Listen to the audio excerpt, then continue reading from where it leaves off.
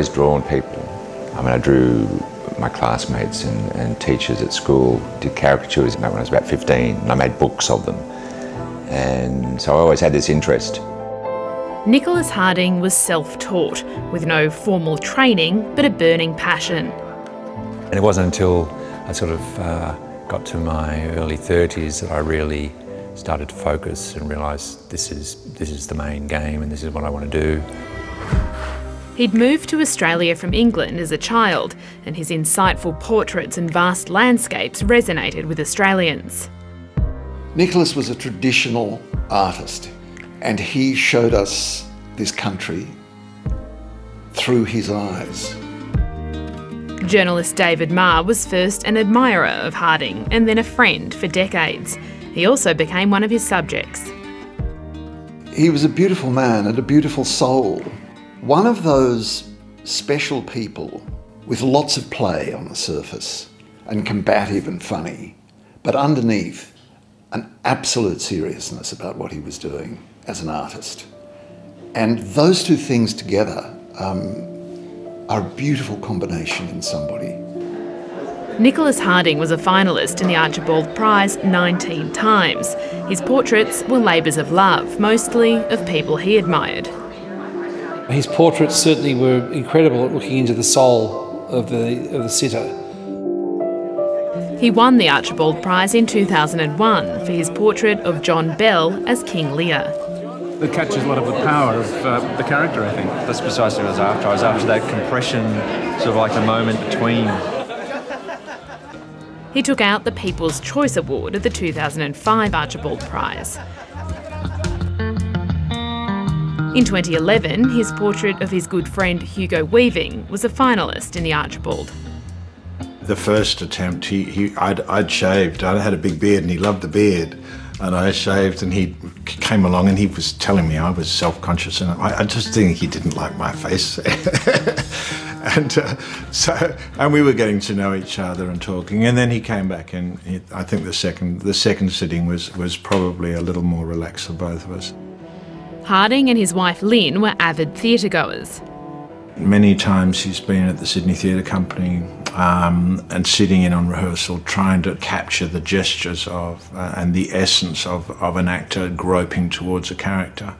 So I love all the freedom of those works. His portraits and his sketches of me and of other people are, I think, incredibly illuminating into character. Painter Margaret Olley was a strong supporter of Harding.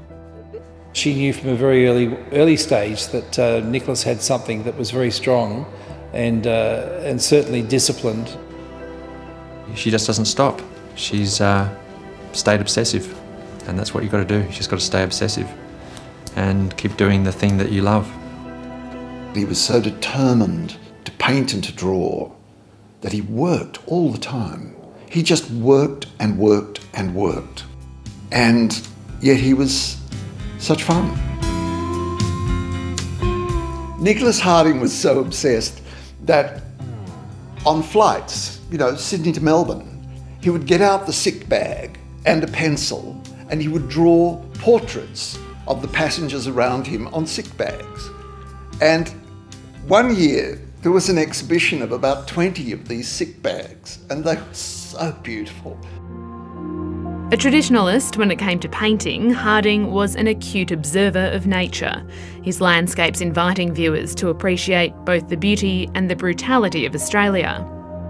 When you look closely, there were sort of incredible abstract qualities, but when you stood back, there was a highly sort of visceral aspect to his art that really looked into the soul of what the landscape had to offer.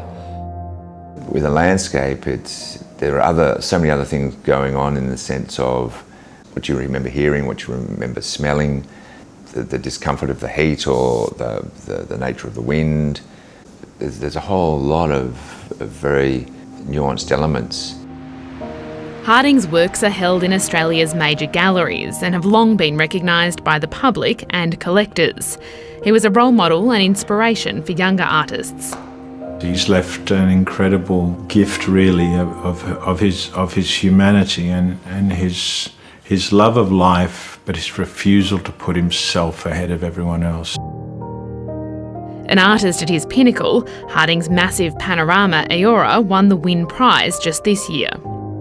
It was Nicholas at the peak of his powers, and it was Nicholas also showing us now what we've lost, because there should have been another 20 years of painting in that man, and it's gone, it's lost. But there was this Nicholas Harding way of looking at the world, and that's not going to go away.